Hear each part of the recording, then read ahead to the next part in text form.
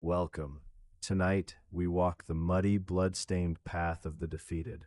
We follow Sir Kaelen, a knight-errant who survived the slaughter, only to be burdened with a task heavier than any plate armor. He carries the soul tally, a sentient ledger that counts the dead and refuses to stay silent.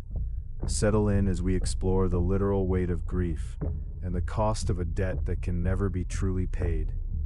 Please, like and subscribe if you find yourself moved by the journey.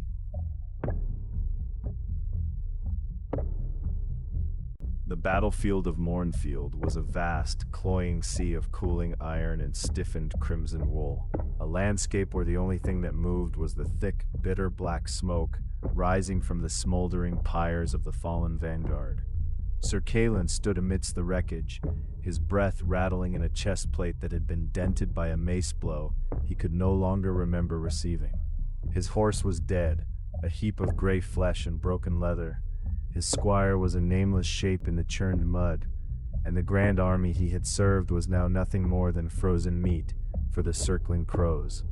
He was the only one left standing, a solitary, shaking figure, when the Carrion king's emissary appeared. The creature was wrapped in ancient bandages of gray silk that smelled of spices and old graves, its movements fluid and unsettling. It handed him the ledger without a word. It was a massive iron-bound book, thick with the crushing weight of 5,000 lives lost in a single brutal afternoon. "This is the soul tally," the creature whispered, its voice like dry leaves skittering over a tombstone in the dead of winter. "You will carry these names back to the capital, for every name must be accounted for, or the debt of the fallen remains unpaid, and their souls will wander the mud forever." Kaelen took the book, expecting the familiar weight of paper and leather, but it hit his hands like a slab of cold mountain granite. He gasped, his knees buckling violently, as the sheer, impossible mass of it threatened to drive him straight into the gore-soaked earth. It was not just a physical weight, it was a gravity of the spirit, a pull that felt like it was trying to drag his very marrow into the black ink. He struggled for minutes just to stand, the sweat pouring down his face despite the biting chill of the evening air. Finally, he strapped the ledger to his back with heavy, oil-rubbed leather straps, the material biting into his shoulders like the teeth of a hound. He began the long walk toward the distant horizon. For the first mile, the silence was absolute, broken only by the wet slapping sound of his boots in the mire. But as the sun began to dip behind the jagged, dark peaks of the west, the first whisper started. It was not in his ears, but in the very center of his bones. A voice, thin and sharp, spoke of a daughter in a village called Oakhaven, who was still waiting for a small, wooden doll that would never arrive. Kaelen stumbled, the ledger suddenly feeling 5 pounds heavier, as the grief of a dead pikeman settled into the small of his aching back. The road out of the valley was a narrow, winding ribbon of gray stone that felt more like a gauntlet than a path of travel. Kaelen's armor, once his pride and his protection, now felt like a secondary cage, trapping the oppressive heat of his exertion and the growing, supernatural chill of the ledger's presence. With every agonizing step, the soul tally seemed to expand, not in physical size, but in sheer density, as if the ink within the pages were turning to molten lead. The whispers were no longer solitary. They had grown into a low, vibrant hum, a chorus of the forgotten that vibrated through the leather straps and directly into his spine. He reached a narrow stone bridge over a dry creek, and a voice, booming and authoritative, stopped him in his tracks. "Watch the left flank, knight," the voice commanded. "The high ground is soft, and the pikes are too short for a heavy charge." It was General Vane, the man who had led them all into the slaughter, his tactical regrets now etched into the ledger and pressing against Kaelen's shoulder blades with the force of a falling tree. Kaelen tried to ignore the advice. There was no army left to lead, no flank to protect, only the endless, pushing weight of the dead. He sat on a mossy milestone to catch his breath, but the moment his armor hit the stone, the ledger groaned, a sound of straining wood and tearing parchment that echoed through the trees. 1,000 voices cried out in a sudden, violent burst of spiritual static, demanding to be heard, demanding to be remembered. One spoke of an unpaid debt to a village baker, another of a secret lover in the city of High Tower, another of a hidden cache of silver buried beneath a hearthstone. The weight increased with every secret revealed, until Kaelen was forced to stand again, his legs shaking uncontrollably with the effort of supporting 5,000 lives.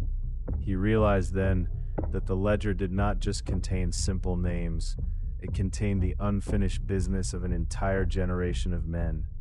He was not just an escort, he was a beast of burden, carrying the collective sorrow of a shattered kingdom on a back that was already breaking under the strain.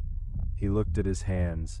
The calluses from his sword hilt were raw and bleeding, the salt of his own sweat stinging the open wounds. But he could not stop.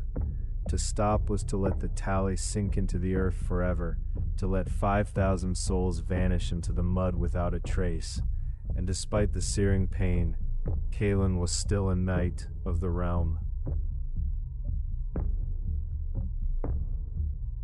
The second day brought a relentless, freezing rain, a thin needle downpour that turned the dust of the road into a slick, treacherous gray paste. Kaelen was bent nearly double now, the ledger's iron corners digging deep into the muscles of his lower back through the thick padding of his gambeson. He had stopped trying to tune out the voices. It was an impossible task. They were as much a part of the air he breathed as the oxygen itself. A young voice, barely a boy's, was talking about the smell of fresh bread in his mother's kitchen, repeating the description over and over again until Kaelen could almost taste the flour on his own tongue. The weight was now so immense that every minor uphill stretch felt like a mountain climb. He found himself talking back to the book, his voice a low, rasping growl that sounded foreign to his own ears. "I hear you," he whispered to the mud. "I hear all of you. Just let me walk another mile." But the dead are not merciful. They are only insistent. A tactical voice broke through the domestic memories, reminding him that his boots were worn thin and that he should wrap them in burlap to avoid the rot. It was a sergeant he had known, a man who had died with a spear through his throat, still trying to keep his men alive from beyond the veil of death.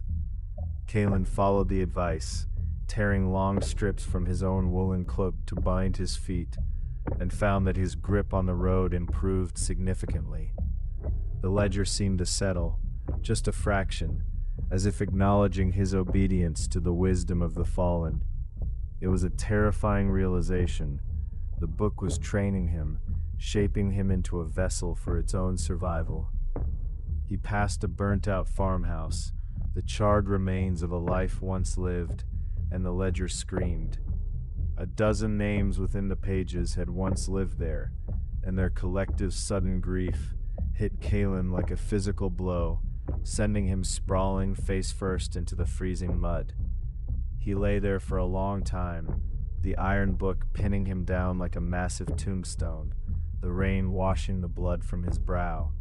He wanted to stay there, to let the mud claim him as well, but the boy's voice started again, talking about the bread, the warm, golden bread, and Kaelen found himself pushing up, his muscles screaming in protest, his heart hammering a frantic, desperate beat.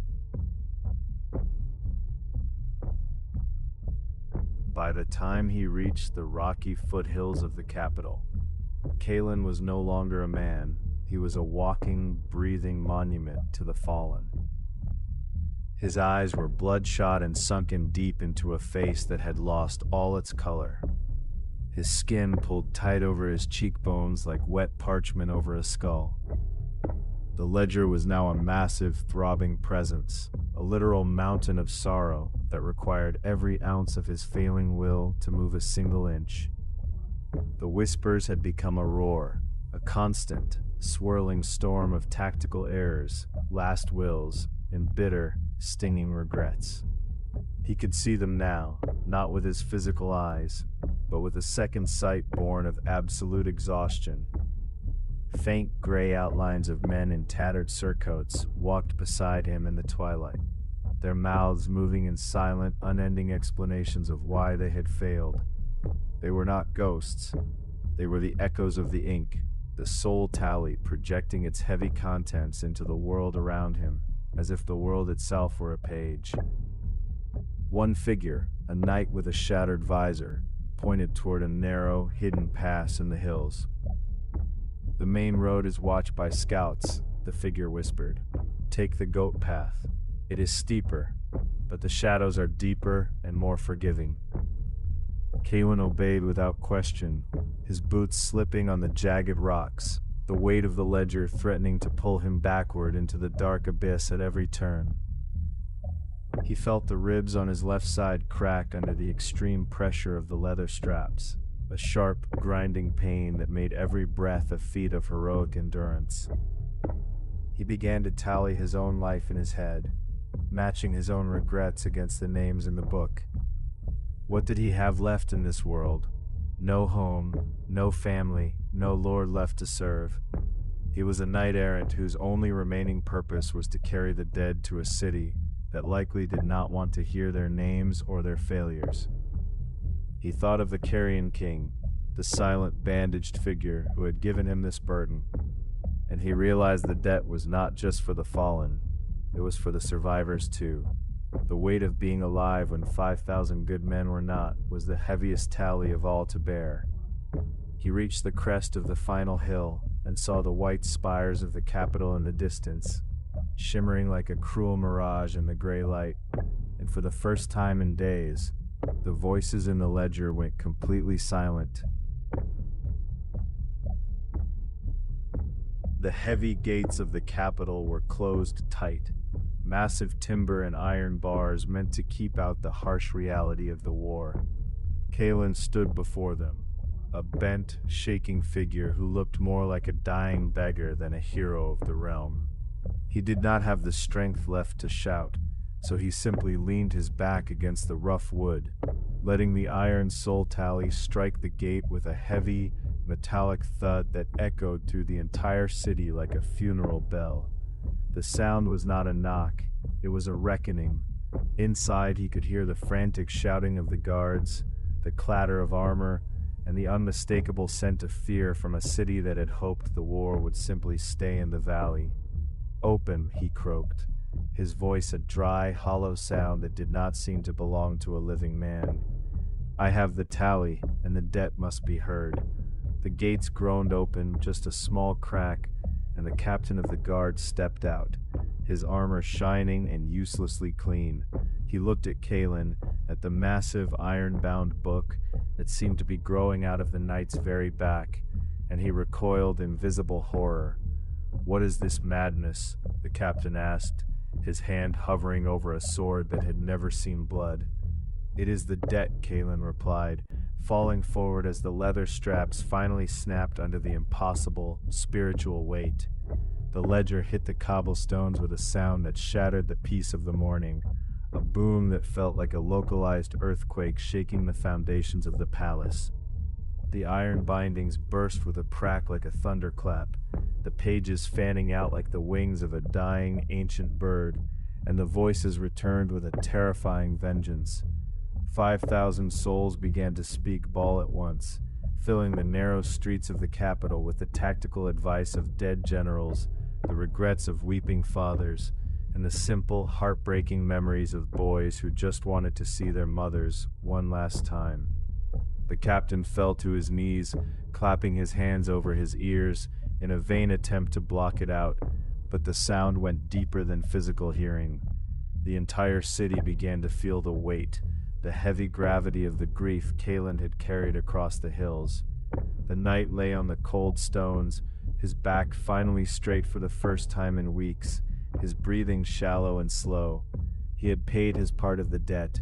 He had brought the fallen home, and now at last, the ledger was someone else's to carry. The city of Orin did not recover from the arrival of the soul tally. It transformed under the pressure of the names. The ledger sat in the center of the great plaza, its pages turning in a wind that no one else could feel, each leaf a testament to a life cut short in the mud of Mornfield. People began to gather around it in the thousands, not to read the ink, but to listen to the air. They found that if they stood close enough, they could hear the distinct voices of their own kin, the whispered secrets that had been lost in the heat of battle. A mother found her son's description of the bread. A widow finally found the location of the hidden silver. A baker received the coins he was owed from a dead soldier's conscience. But the weight remained, a permanent fixture of the city. The plaza itself began to sink, the heavy cobblestones cracking and bowing under the spiritual mass of the book. The tactical advice of the fallen began to influence the city's councils, the ghosts of the vanguard pointing out the weaknesses in the walls, the flaws in the supply lines, the corruption in the ranks of the living. The dead were no longer a memory. They were a governing body, a literal weight of conscience that the capital could not ignore or bury. Sir Kaelen, recovering in a small, quiet room in the cathedral, watched the city change from his narrow window. He was a broken man, his spine permanently curved, his lungs scarred by the pressure of the Strax, but he was the only one in the city who could sleep in the silence. He had heard everything, carried everything, and in doing so, he had emptied himself of the ghosts that haunted the others. He watched as the captain of the guard, now aged 10 years in a single week, stood by the ledger with a quill, trying to organize the names, trying to balance the debt of the kingdom. Kaelen knew it was an impossible task. "You do not balance a tally of the dead," he whispered to the glass. "You only endure it until the earth takes you too." He closed his eyes, the smell of fresh bread wafting up from the cathedral kitchens, and for the first time since the slaughter, he did not feel the need to move. The king himself eventually came down to the plaza, his golden robes trailing in the fine dust that the ledger had created by grinding the stones beneath it. He was a man of logic and numbers, a ruler who believed that a war could be summarized in a ledger of gold and land. He reached out to touch the soul tally, to see the names of the men he had sent to die for his borders, and the moment his fingers brushed the iron binding, the weight hit him like a physical avalanche. He collapsed instantly, his crown rolling across the stone like a discarded toy, as the tactical regrets of General Vane poured into his mind like molten lead. "You sent them into a pocket," the voice screamed in his brain. "You traded 5,000 lives for a hill that has no strategic value in this war." The king gasped, his chest heaving as the literal gravity of his decisions pressed him into the cold dirt. He saw the faces of the boys, the fathers, the lovers, all looking at him with eyes made of ink and infinite sorrow. He realized then that he could not rule a city that was haunted by the absolute truth of its own cost. He tried to stand, to reassert his royal authority, but the ledger would not let him rise. It demanded a sacrifice, not of blood, but of total recognition. He had to stay there in the dirt with his subjects until he had heard every single name, until he had felt the weight of every life he had expended for his glory. The plaza became a court of the dead, where the living were the ones on trial for the crime of surviving without honor. Sir Kaelen watched from the high cathedral, a small, sad smile on his scarred face. He knew the king would not die. Not yet. The soul tally needed him to live, to carry the burden of memory into the dark future, to ensure that the next war was fought with the weight of the last one firmly in mind. The debt was long, and the interest was paid in the heavy, crushing silence of a king who finally understood the cost of his crown. As the weeks turned into months, The soul tally began to change its form once again. The pages, once white and crisp, turned a deep, earthy brown, the color of the mud in the valley where the men had fallen. The ink began to bleed, not outward into the air, but inward, into the stone of the plaza itself. The names were being written into the very foundation of the city. The whispers grew quieter, more personal, as the people of the capital learned to live with the ghosts in their streets. They built shrines not to distant gods, but to the memories the ledger had brought home. The tactical advice became a new philosophy of defense, not of stone walls, but of people. They learned that a kingdom is only as strong as its memory, and only as heavy as its secrets. Kaelen finally left the cathedral, walking with a heavy oaken staff to support his ruined, twisted back. He went to the plaza, now a place of deep, somber quiet, and stood before the ledger one last time. It looked smaller now, as if the weight had been distributed among the thousands of people who had come to listen and share the burden. He reached out and touched the cover, feeling a faint, gentle warmth instead of the biting chill. The boy's voice was there, just a breath, still talking about the bread and the warmth of the hearth. Kaelen nodded, a single tear tracing a path through the grime and scars on his face. "I brought you home," he whispered. "The debt is finally paid in full." The ledger did not answer. It did not need to. The city was full of the sound of people talking, sharing stories, remembering the names that had almost been lost in the black smoke of Mournfield. Kaelen turned and walked toward the city gates, leaving the capital behind him. He was a knight-errant again, carrying nothing but his staff and his own memories, light as a feather in the cool morning air. He did not know where he was going, but he knew that wherever he went, the names would go with him, not as a burden. The road ahead was clear and open, the sky a brilliant, unbroken blue that seemed to mock the darkness of the valley he had left behind.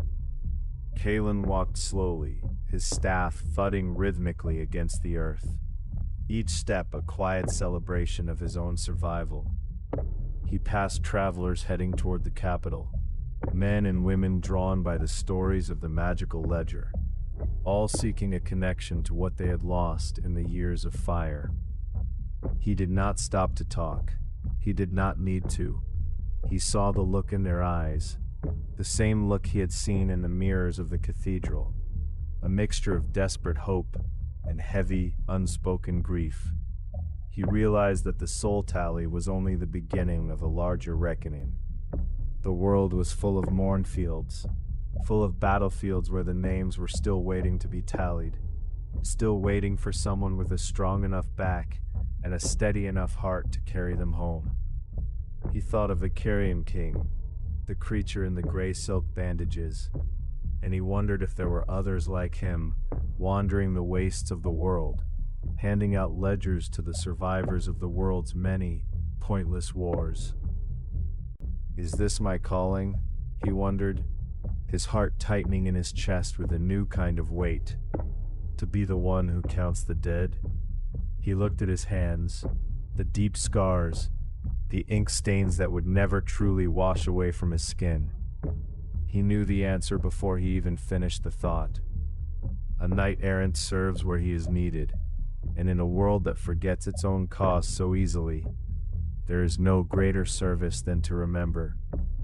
He turned his face toward the south, where the smoke of a new conflict was just beginning to stain the blue horizon, and he quickened his pace as much as his back would allow. He did not have a ledger yet, but he had a memory, and that was enough to start the tally for the next field. The story of the soul tally spread like a wildfire across the continent, becoming a legend that parents told their children, a warning and a comfort, all at once in the dark of night. They spoke of the knight who carried 5,000 souls on his back, and the city that sank under the weight of the truth. It changed the way wars were fought, at least for a short, shining generation.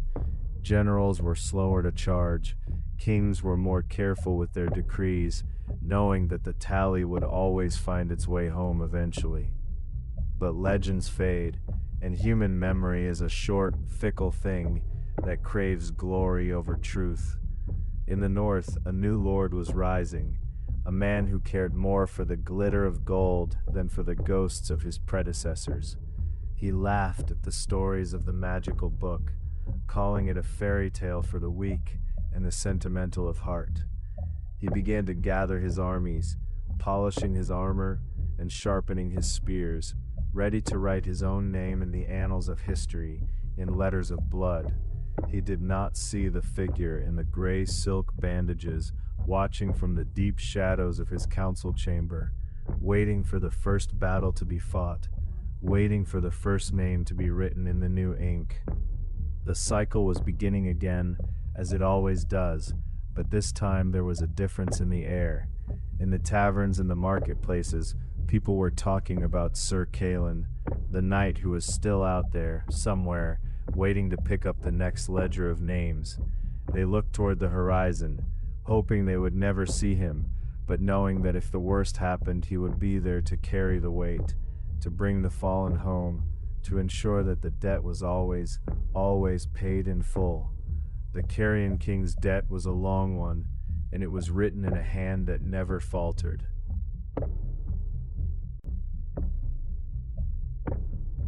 The tally is never truly closed. Thank you for walking this heavy path with me tonight.